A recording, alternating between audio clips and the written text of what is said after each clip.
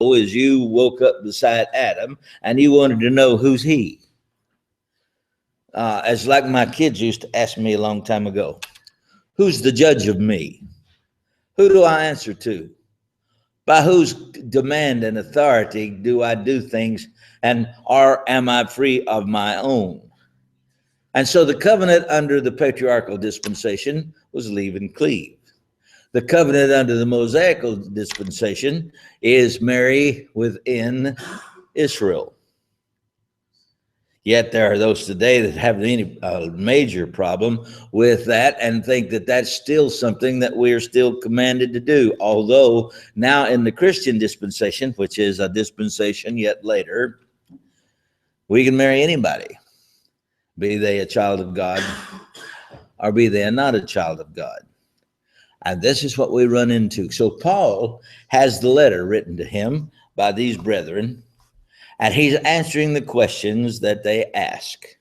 And the questions that they ask, we're going to start with verse 7 as we start in our discussion tonight. And we'll go at a rapid pace. And I don't want to get you confused, because I want to start off with the fact that these people who Paul was writing to were preachers of the churches of Christ in Corinth. Sometimes we don't get the idea that we're dealing with real people. We think they're fictional. We don't really see their social standing. We don't understand a lot of the problems that they might have had, because we didn't live in that day and time, and therefore don't have the understanding or the ability to understand the problematical situation that they were involved in that we don't discuss a lot of times.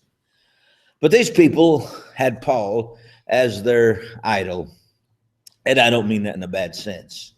He was the one that they followed. In fact, it's commanded in the 11th chapter, if you want to look at the first verse, be ye followers of me as I am of Christ. Okay, so if we're going to follow Paul, we're going to follow him in the spiritual realm. Amen. If we follow him in a spiritual realm, what about a physical? Well, they thought that would be true also. What was the situation that Paul had in the physical realm? Even our brethren today don't understand this. They try to let on like that Paul was never a married man. Well, gee, if Paul was never a married man and these people became preachers of the gospel, what should be the first place they would go to? The divorce court. They'd have to get rid of their wife. I mean, what were they going to do with her? Paul didn't have one, if that's what is true that our brethren teach, which it is not. What would they do to her? Wouldn't they do what Paul had done? But Paul starts out and reasons in the first 6 or 7 verses, man, God made you, and he gave you a sexual prowess. He gave you a need. And if you don't fulfill this need, Satan's going to tempt you with your incontinence. So to the married woman and the married man, there are certain rules and regulations under the cause of Christ that is understood you must fulfill for one another. If you don't do that, you got problems. And you can't be like I am, because I have a special blessing of God that other people don't have. Look at verse 7. I would that all men were even as I myself, but every man hath not this proper gift of God. One after this manner and another after that. Now I can go to the Greek language, and I can tell you that the Greek language and the use of the word gift here of God in 1 Corinthians 7 is a special divine blessing that was given Paul that was not given to other people. You see, Paul was a married man. He was a married man because he addresses his wife, and I'm not mistaken now. I think this is in the Philippian letter, the 3rd chapter. If you'll turn over there, we'll read about it. Now, do we know her name? No, we don't. No, it's in the 4th chapter. We don't know her name, therefore we can't tell you what her name was, but we do know she existed for reasons we can comprehend because of history, law, and the study of the scriptures. First, law. Paul was a member of the Sanhedrin. You couldn't be a member of the Sanhedrin unless you were a married man. Second, Paul was obedient to the law of God and had the nature of a man. As he had this nature of a man, he had a need for a wife. There was no contradiction in the fact that God told Adam to multiply and replenish the earth. He did not then tell that to everybody that was born there after Adam, because Adam was under a particular law at a particular time in a particular place. But he did ordain marriage. And the reason he ordained marriage was that when married people got together and children were born, then ensuing in that, as Paul would write to his son in the gospel, Timothy, Christ would come into the world. This would be the avenue of means. Now, if people got to adjudicate or determine or decide whether or not they got married for other reasons than what they could mentally decide, then God's plan might be forfeited. So what God did was give every one of us a special desire. It's a sexual desire. It's something that's a built-in factor. It's something that really you don't have a whole lot of control of, and there are very few people that, if and when they do, they handle it correctly. This is really what Jesus was talking about in Matthew, the 19th chapter. So flip back there, and I'll show you right quick, because the Lord mentions this. And a lot of times people don't understand it. Then when Jesus had mentioned what he was teaching concerning divorce in Matthew, the 19th chapter, the disciples came to him afterward and they said, wait a minute, Lord, if these things are true and we got to follow these rules and regulations, what are we going to do? I mean, we've done everything we could to follow you, and we've done these things. So what are we going to do? We've left our wives. Maybe you don't realize it, but the disciples actually deserted their families for 3.5 years. So we'll start verse 10 of Matthew 19. His disciples saying to him, if the case of the man be so with his wife, it is not good to marry. But wait a minute. It was God's command to marry. This is what God said to do. So whoever this was, and I frankly have assumed that it's Peter. It may not have been. You determine that for your own, because Peter was the only one that always would open his mouth, stick his foot in it. He said, it's not good for us to marry. Well, they're going against what God had provided that man could not withstand in most instances. And if he could, he was a special kind of man. Jesus said to them, all men cannot receive this saying, save they to whom it is given, are those that have the power to have no need of being married. Now, there are men like that, and there are women like that. But it is only to them that you can say this, and not to all men, because all men are mostly normal, and all women, and they have these needs. So he goes on in verse 12. There are some eunuchs which are born from their mother's womb, and there are some eunuchs which were made eunuchs of men, and there be eunuchs which have made themselves eunuchs for the kingdom of heaven's sake. And then the statement again is made, he that is able to receive it, let him receive it. Now, of course, this has nothing to do with plan of salvation. This has to do with the fact of man and a woman being married. And if a man is born and has no sexual desire, and that doesn't mean he's a freak of nature, that doesn't mean he's a Roman Catholic priest, it means that he's somebody that doesn't have the desire that he has to fulfill that is supplied by a woman. And there are people that are like that. But not all men are that way, Jesus said. And if there's some that have been made eunuchs by men, that means they had been emasculated so that they would have no woman who could do to them what Delilah did to Samson. Now, the problem with Samson was he had his sexual drive in overdrive, and he could not tend to himself.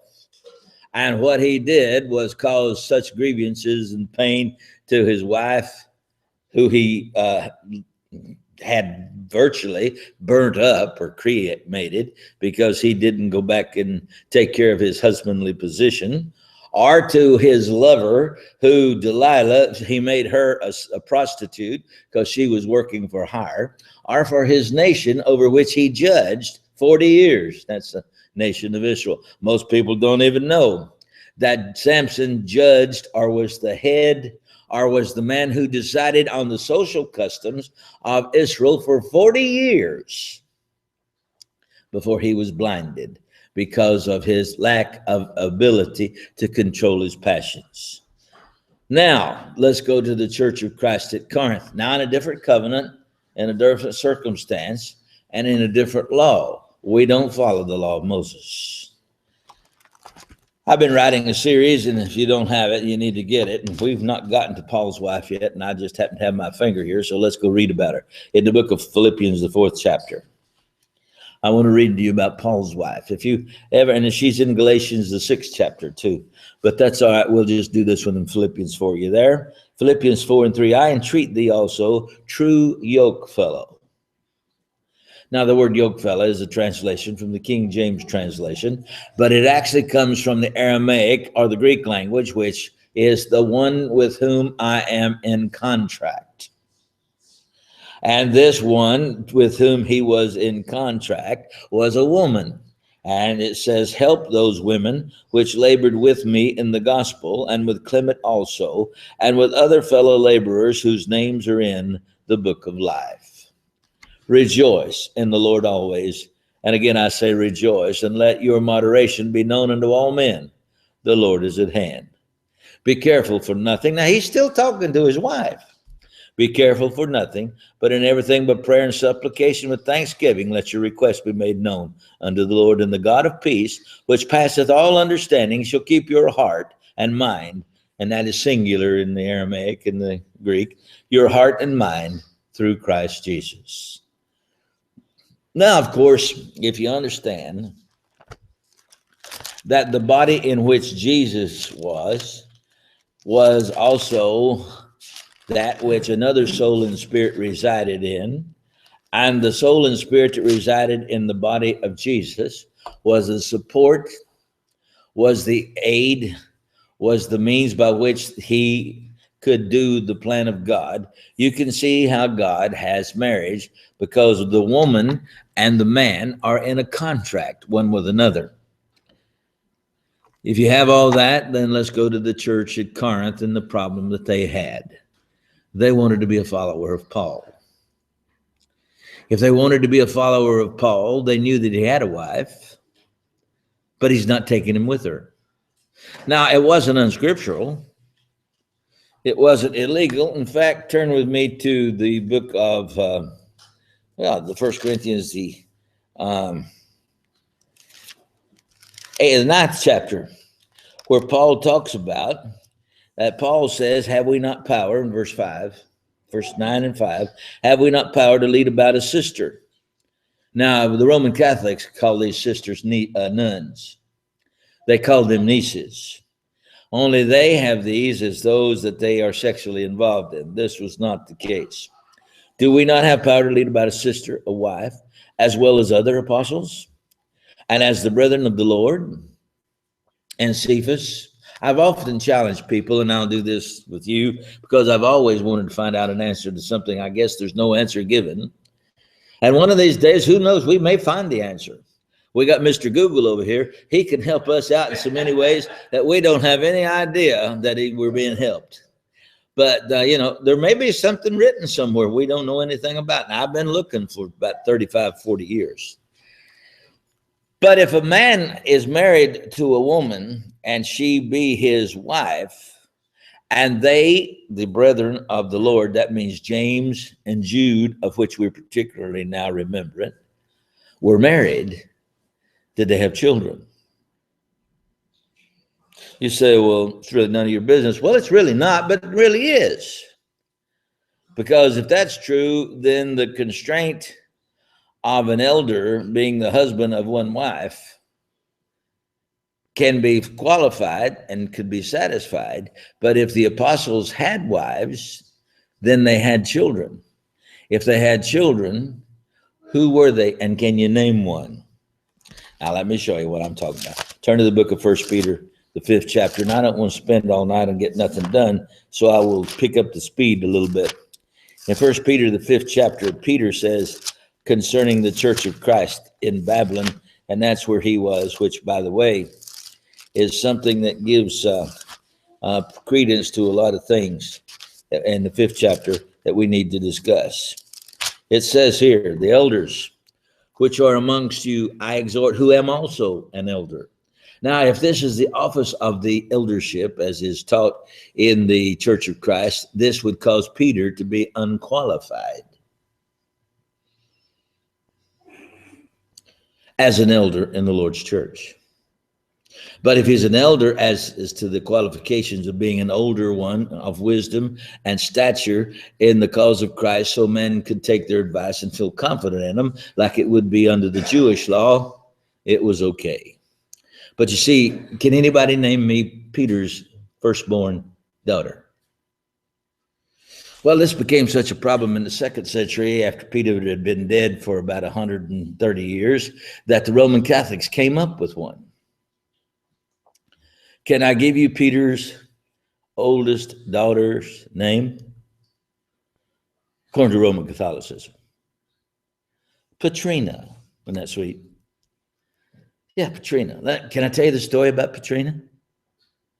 Are y'all interested in the Roman Catholic fictional volumes that are around and people have not read? Well, Petrina fell in love with a Gentile. And Paul said, I was outdone by Paul. I was embarrassed by that boy, but you're not going to embarrass me. You will not marry him. And he took Petrina and he hid her away. And he wouldn't let her get married, broke her heart. She was going to be obedient to him. Now, of course, under the law of God for the qualification of a man who was an elder in the church, they did this not by constraint. They raised their families so that they were obedient by love and following a good example.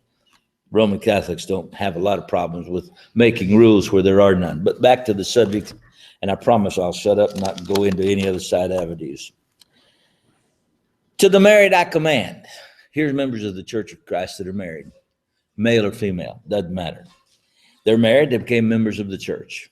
They became members of the church. They wanted to solve the problem of having this innate desire to preach the gospel all over the place. If they had the desire to preach the gospel to everybody they ran into, they wanted to have the passion that their leader had shown them, which was the Apostle Paul. The passion that their leader had shown them was that he got rid of his wife so that he wouldn't be bound or baggaged or held back or held down by her in his opportunity to preach. How would she do that? Well, he'd have to provide a place for her to sleep. Paul says, I don't have even a place to go to bed at night. He'd have to provide her clothes. He told these same Corinthians, I go about naked. You think, well, that sounds kind of rough. Well, it wasn't, because in those days they didn't have street lights. They didn't have headlights on a car. They didn't have flashlights. Most of the people went around at night after the sun went down with no clothes on. Guess, if you could see them. So it wasn't immoral. It wasn't indecent. This was because, you see, what you and I said I'd shut up, but what you understand is that these people could not and did not have the money to buy clothes. If you had a change or two of garments, you were a rich man.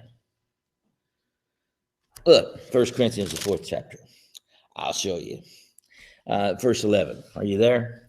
1 Corinthians 4:11. We may not get as far as I wanted to get tonight. He said, even to this present hour, we both hunger and thirst and are naked and are buffeted and have no certain dwelling place and labor, working with our own hands. Being reviled, we bless. Being persecuted, we suffer. Being defamed, we entreat. We are made the filth of the earth and the offscouring of all things unto this day. Now, folks, would you want to take your wife into a situation like that?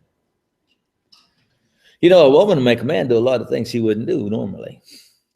His desire to satisfy her and to protect her and to love her and show appreciation causes him to do a lot of things that he wouldn't do had he not and did he not have her. You think Paul would take his wife and have her run about naked? Look at the 11th verse again. Even to this present hour, we're naked. You say, well, I can't buy that. Well, neither can I. And to so save Paul from having to make a decision between her and the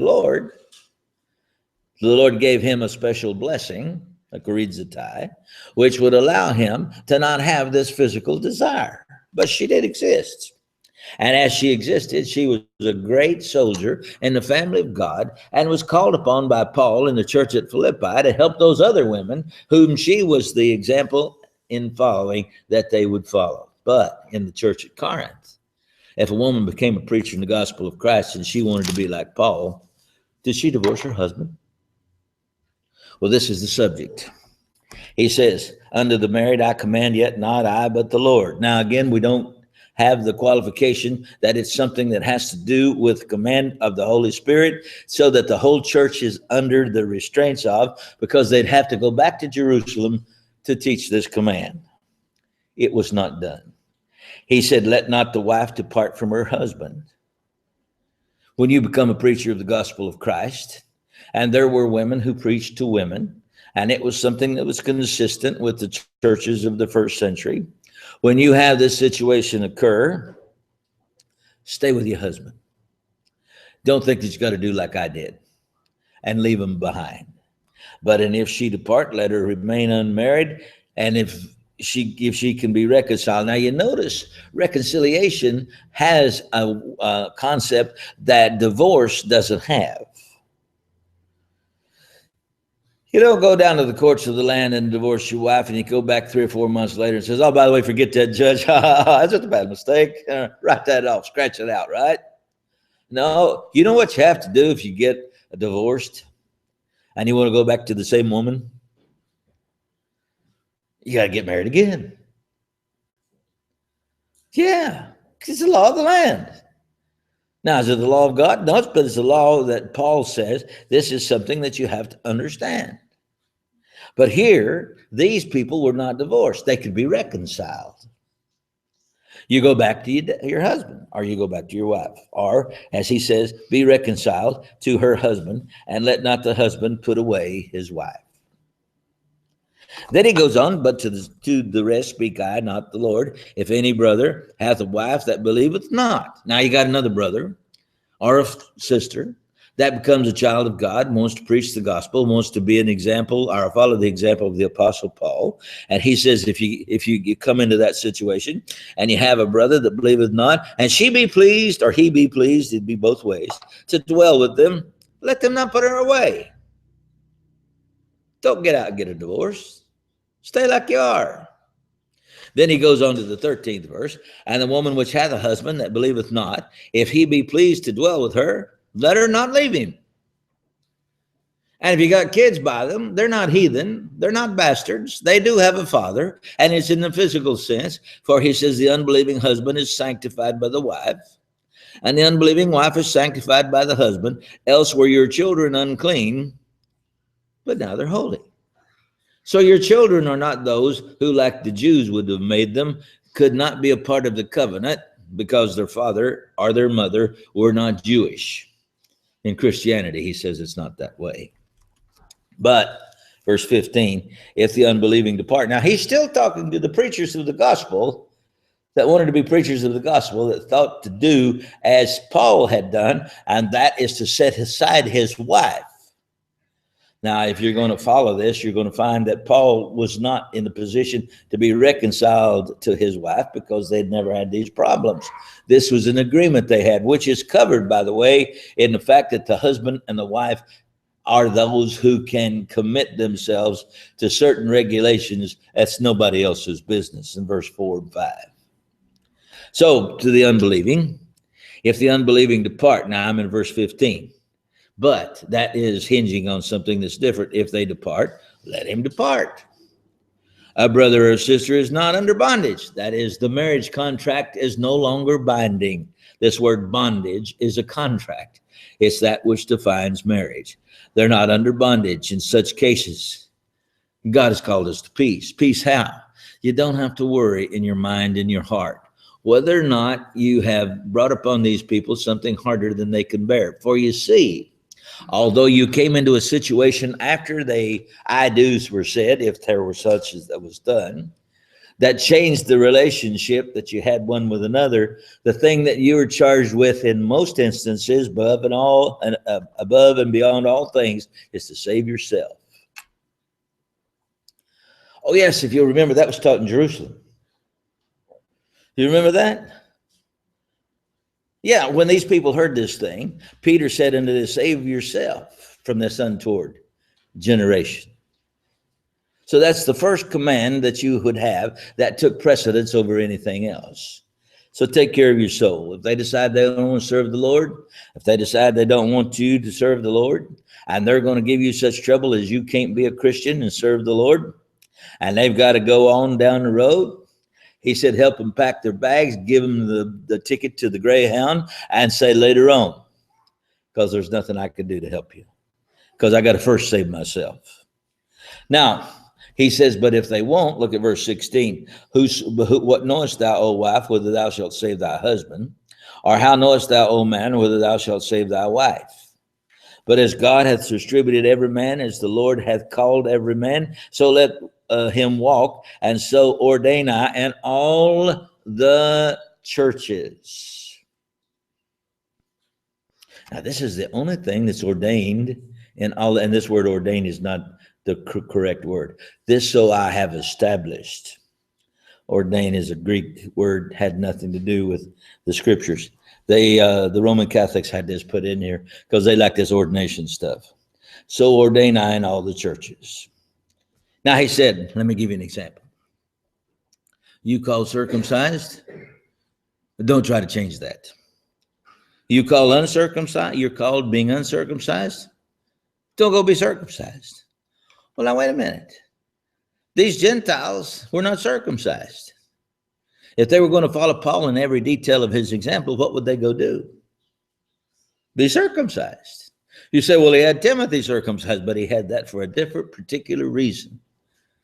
And he said, you don't do that. Is any called in uncircumcision? Let him not be circumcised. And say, he says, really, circumcision is nothing. It's not important. It's not commanded of God. Nor uncircumcision, but the keeping of the commandments of God are everything. Now, verse 20, let every man abide in the same calling wherein he was called. So we've taken care of the preacher who wanted to follow the example of the Apostle Paul. Now, we want to take care of the brother who does these things by example and command. Verse 21, art thou called being a servant? Care not for it, but that thou mayest be God's freeman. And being God's freeman, you may be the one that is Christ's servant. You're bought with a price. Be not ye the servants of men. Brethren, let every man wherein he is called therein abide. How many times do you think we've read that already in this chapter? At least twice. And we're going to read it one more time. Let me read this to you again. Every man is to remain in the place, marriage or unmarriage, wherein he was called. The Roman Catholics don't like this. Neither do the Roman Catholics that run a lot of the churches of Christ that don't know what they're doing. Somebody comes forward to be married, to be baptized into Christ. Some of these busybodies come up and say, hey, what's your marriage situation? Well, I got 2 or 3 kids with me. What do you think? You think they just happened to come around by no reason at all? No. Well, let me ask you a question. Is that your first wife? No, it's my 14th. Well, we can't baptize you into Christ. Why? Well, because we've got to know who committed fornication first, you or your wife. God looks at him and says, you stupid. Are you really?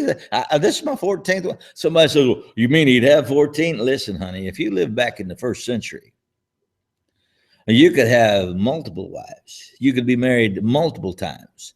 And even under the Jewish law, would be a servant of God in good standing. Of course, the example of Jesus Christ, which took teaching and time to establish one man and one woman, is that which now is a part of the New Testament covenant, but it was not a part of the Old Testament covenant, neither was it a part of the patriarchal dispensation. Keep going. It's 5 after 7. Wait till next time, because we'll start with the virgins. You say, I didn't know there was such things as virgins. Yeah, there are. Yes, ma'am. These were people who had never been physically married. So, because of the time, and I realize that you've got things you've got to do, let's conclude here and we'll start. I guess I had Bobby read one or two verses he didn't need to read, but